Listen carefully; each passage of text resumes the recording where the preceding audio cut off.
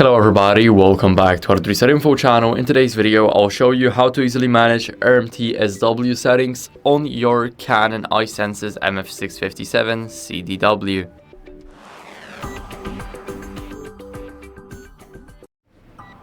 So first, what you guys want to do is go over to the menu. Now here, let's select Preferences and go over to Network. Here, we need to scroll a bit down until we see the RMT-SW, and here we can click on it and then enable it, for example. And as you guys can see, the changes will be effective after the main power is turned off and then on. So basically, we need to quickly restart our printer by clicking on the button that is right behind this screen.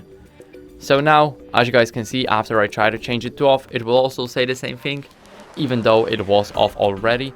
So I shouldn't be worried about it, and you guys shouldn't too.